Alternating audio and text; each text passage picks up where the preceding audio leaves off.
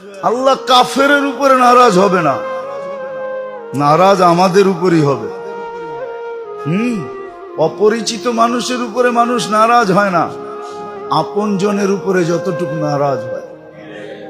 আল্লাহ মুসলমানের উপরই নারাজ। কাফেরদেরকে তো এই দুনিয়াই দিছেন, ওরা এই দুনিয়াই বুক করবে।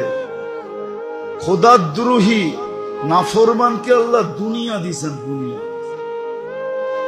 ও দুনিয়ায় বুক করবে।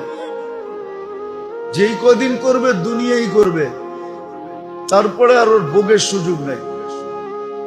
আল্লাহ তো আমাদের উপরে নারাজ যে তোরা আমার পছন্দের কোনো মূল্য রাখলি না, তোগো পছন্দের দাম দিলি, আমার পছন্দকে কোনো পরোয়া করলি না, কোনো মূল্য দিলি না। আমি তোদেরকে তিনবার পছন্দ করছি, মানুষ হিসাবে পছন্দ করছি, মুসলমানের ঘরে অস্তিত্ব দেওয়ার হিসাবে পছন্দ করছি, উম্মতে মুহাম্মদী বানানোর ব্যাপারে পছন্দ করছি। তিনবার পছন্দ করলাম, কোনো মূল্য নাই।